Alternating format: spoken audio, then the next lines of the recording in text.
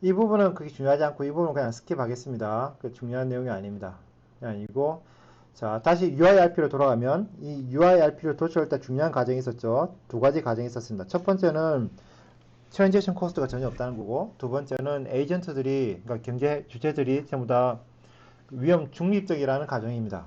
그런데 사실은 이 첫 번째 가정, 그 트랜지션 코스트가 거의 없다는 것은 크게 강한 가정은 아닙니다. 왜냐하면 금융 비용이니까 이 수수료가 크다 볼 수는 없거든요. 하지만 그 투자자들이, 즉 경제 주체들이 위험 중립적이라고 가정한 것은 굉장히 강한 가정입니다.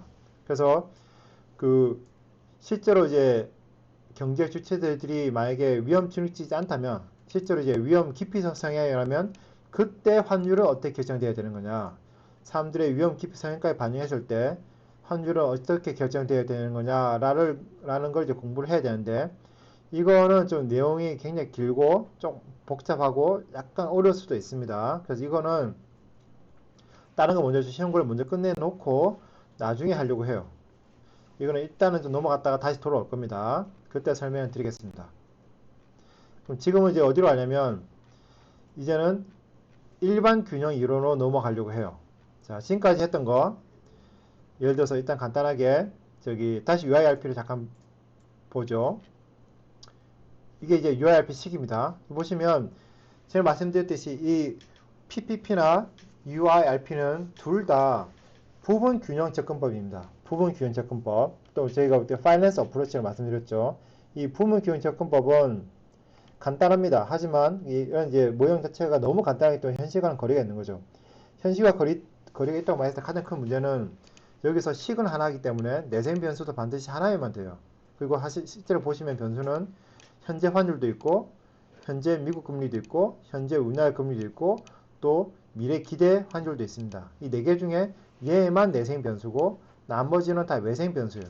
외생 변수란 소리는 이런 변수들이 왜 주어지는지 어떤 식으로 주어지는지 또 어떻게 결정되는지에 대한 설명을 전혀 할 수 없다는 거. 그냥 하늘에서 뚝 떨어지는 거죠. 그야말로 하늘의 그 뭐 날씨처럼 이유 없이 주어지면 그러면 비로소 이런 내생 변수인 현재 환율이 결정된다는 소리예요. 따라서 이런 이제 우리나라 금리나 미국 금리는 또는 이게 기대 환율이라는 게 현재 환율에 영향을 미칠 수 있지만 이 현재 환율이 이 미국 금리나 우리나라 금리나 기대 환율에 영향을 미치지 않는다는 소리입니다. 굉장히 강한 가정이죠. 실제로 보시면 이 현재 우리나라 금리가 환율에 영향을 받지 않을까요? 영향을 받을 가능성이 많습니다. 왜냐하면 금리 결정하는 곳은 이제 중앙은행이고 한국은행에서 금리 결정할 때는 사실 환율도 고려하는 거죠. 그죠? 환율이 너무 낮거나 너무 높다는 것은 이제 현재 매달 정책금리 결정할 때 굉장히 중요한 변수가 됩니다. 영향을 미치는 거죠. 그리고 사실은 또 이제 현재 환율 확 올라가 버리면 현재 우리가 현물에서 거래되는 환율이 올라가 버리면 그 자체가 또 사람들의 기대에 영향을 미치는 거죠. 그러니까 이 현재 환율 ST라는 것도 미래 환율의 기대에도 영향을 미칩니다. 그러니까 기대와 현재 환율 사이는 서로가 인터랙션이 있을 수밖에 없어요. 하지만 그런 다 무시가 되는 거죠. 그러다 보니까 모형은 그냥 단순하지만 반면에 현실과는 좀 동떨어지는 그런 면이 있습니다. 현실적으로는 사실은 이 모든 것들이 다 내생 변수죠. 사실은 어떤 게 먼저 결정이 되고 나면 다른 게 순차적으로 결정된다고 보다는 서로 영향을 주고받아서 결정된다거나 아니면 동시에 결정된다고 보는 게 더 맞습니다. 그렇게 해서 환율이 결정된다고 생각하는 모형이 바로 일반 균형 모형입니다. 그래서 지금부터는 그 일반 균형 모형을 설명드리려고 해요. 그 일반 균형 모형을 설명드리려면 일단 기본적으로 이제 그 개방 경제 하에서 설명을 드려야 되거든요. 그래서 근데 개방 경제 하에 일반 균형 모형을 설명드리기 전에 먼저 이제 폐쇄 경제 모형, 그러니까 이제 현재 이제 나라 중에 이제 외국은 없고 우리나라만 있다. 해외 경제랑 해외 국가라는 건 존재하지 않는다는 걸 않는 모형을 먼저 설명을 드리고 이거를 확장을 해서 이제 오픈 이코노미를 확장해서 그때 환율이 어떻게 결정되는지를 설명드리려고 합니다. 그래서 그런 이제 폐쇄 모형 중에 가장 단순하면서도 또 가장 이제 파퓰러한 일반 균형 모형이 바로 케인지안 ISLM ADS 모형입니다. 자, 다시 한번 설명드리죠. 자, 먼저 이 ISLM 모형은 말 그대로 IS 커브란 거랑 LN 커브란 거로 결정이 돼요. 이때 IS는 인베스트먼트 세이빙 말하는 건데요. 자, 먼저 보시면 산출량 Y는 C는 소비입니다. 소비와 투자와 그리고 정부 지출에 서 결정된다는 겁니다.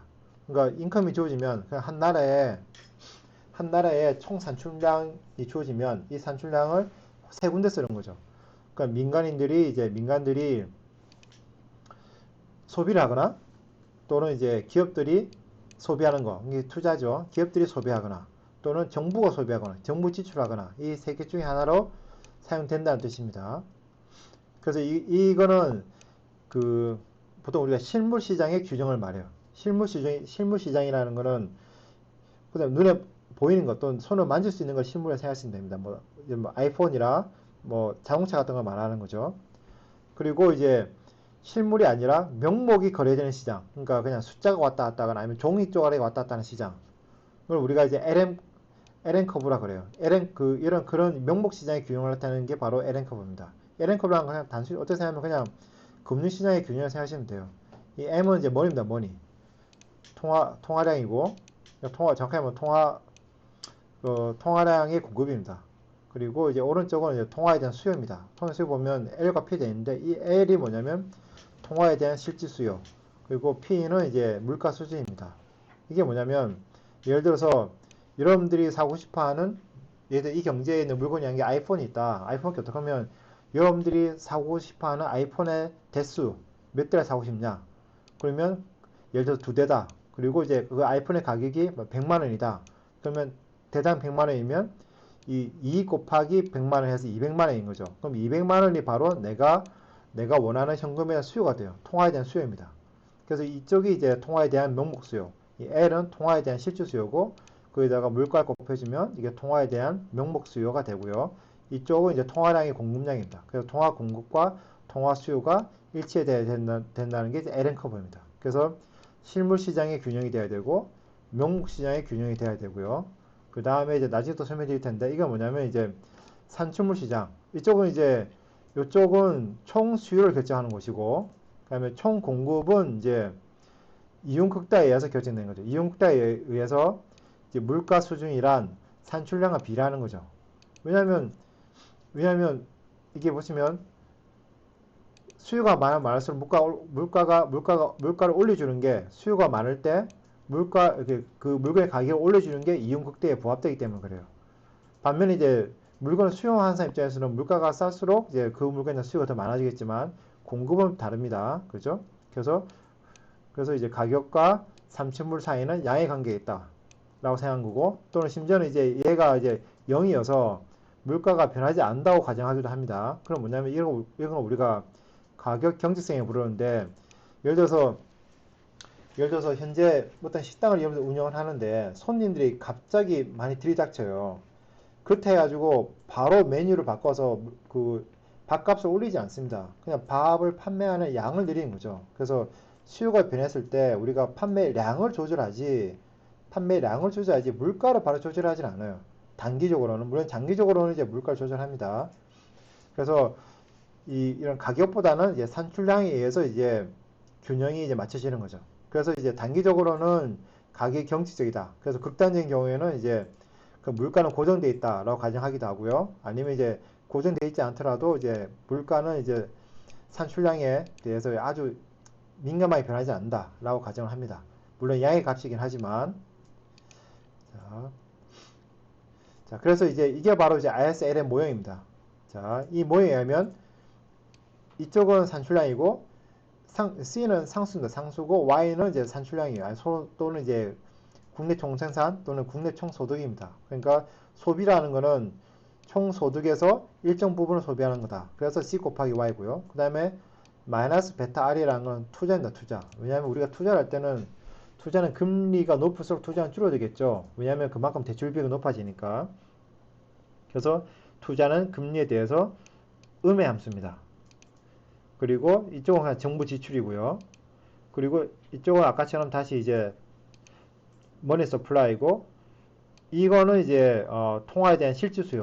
그러니까 우리가 아이폰을 2대 사고 싶냐, 3대 사고 싶냐는 나의 인컴이 얼마에 따라서 달라지겠죠. 나의 인컴이 높으면 그만큼 원하는 아이폰의 대수도 많아질 거고요. 그 다음에 대신에 금리가 높아지면 내가 아이폰을 사느니 차라리 저축하는 게 낫잖아요. 그죠? 그러면 이제 통화에 대한 수요가 줄어들어요. 그래서 통화에 대한 실질 수요는 인컴과는 양의 함수지만 금리와는 이제 음의 함수가 되고 여기는 이제 아까처럼 이제 물가가 되는 겁니다. 그래서 이 식이 IS 커브 산출량 균형이고 이 식이 이제 금융시장의 균형이고 이 식이 이제 생산물 시장의 균형입니다. 그래서 이 세 개, 결국은 식이 세 개인 거죠. 식이 세 개고 식이 세 개라면 우리가 몇 개의 내세임 변수를 가질 수 있겠습니까? 연립방정식입니다. 그죠? 세 개의 연립방정식이 있으면 당연히 우리는 총 맥시멈으로 세 개의 내세임 변수를 가질 수 있고 나머지는 다 외세임 변수를 취급을 해야 돼요. 그래서 여기서 내세임 변수는 산출량, 그리고 금리, 그리고 이 물가가 바로 내세임 변수가 되고 나머지 정부 지출, 그 다음에 이제 통화량, 그러니까 머니 서플라이입니다. 그 다음에 이제 이 Y바는 이제 잠재 성장률, 포텐셜 아웃풋이에요. 이거는 이제 외생 변수 주어진다라고 가정을 합니다. 자, 다시 돌아와서 일단 잠깐 보시면 이쪽은 다시 말씀드리지만 실물 시장에 대한 이제 균형입니다. 실물 시장 균형. 그러니까 우리가 인컴이라는 게 국내 총소득이라는 게 아이폰의 대수로 결정되는 거죠. 아이폰이 100대다. 100대 중에 몇 대를 우리가 소비를 할 것이고 몇 대는 투자로 사용될 것이고 몇 대는 정부가 사용할 것이다 라고 결정이 돼요. 그죠? 이쪽은 금융시장의 균형이잖아요. 그죠? 근데 이 보시면 여기와 여기에 둘 다 들어가 있는 변수는 바로 물론 Y도 있긴 하지만 더 중요한 거는 이 금리다. 금리. 이 금리라는 게 바로 이 실물 시장과 명목 시장을 이어주는 일종의 연결고리가 되는 거죠. 그죠? 그런 연결고리를 직접적으로 하는 게 현실에서 하는 게 바로 중앙은행이에요. 그죠? 왜냐하면 중앙은행이 하는 일이 그 거시경제, 특히 실물 경제의 상황을 보고 금리 결정하고 그게 금리 결정되면 그 금리 결정된 게 바로 채권 시장과 주식 시장에 영향을 미친단 말이죠. 그죠? 그래서 이 금리가 바로 명목 시장과 실물 시장의 연결고리가 되는 거고요. 그래서 이제 R이 양주 다 들어가 있습니다. 다시 돌아오면 이제 식이 3개고 ISLM 그리고 서플라이 커브 총 3개가 있고 그리고 그 중에서 내생 변수는 이제 산출량, 금리, 물가. 그래서 이 3개의 식을 이 3개의 구조식을 이 YRP에 대해서 문제를 풀면 그게 바로 균형이 됩니다. 자, 이 식을 우리가 따로 뭐라 부르냐면 이런 걸 또 우리가 구조식이라고 불러요. Structural Equation에 부릅니다. 구조식. 구조식이 있고 구조식에 반대되는 말이 바로 축약식이라는 게 있습니다. 이 구조식이라는 거는 내생 변수끼리의 관계를 설정한 식을 우리가 구조식이라고 불러요. 구조적인 관계. 그래서 여기 보시면 이 식에 보면 IS식에 Y도 있고 R도 있단 말이죠. 또 LM식에도 이제 Y가 있고 R이 있고 P까지 다 있네. 그죠? 그래서 얘들은 다 이제 이 세 개 식은 전부 다 구조식입니다. 하지만 이 식을 우리가 Y와 R과 P에 대해서 풀고 나면 그 열 방식 풀면 돼요. 풀고 나면 이게 푸는 결과인데 이거 어떻게 푸는지 중요하지 않고 풀고 나면 왼쪽에는 내생 변수 Y, R, P가 주어지고 오른쪽에는 외생 변수로만 표현이 돼요. 외생 변수로만 표현됩니다. 그러면 이런 식들을 우리가 축약식, reduced form, 축약식이라고 불러요. 축약식이라고 부르기도 하고 또 경제학에서는 우리가 균형식 또는 균형이라고 부릅니다. 이퀄리브리움이라고 부르기도 합니다. 자, 지금부터는 이제 이 구조식으로부터 이 균형을 도출하는 과정에 대해서 설명드리도록 하겠습니다.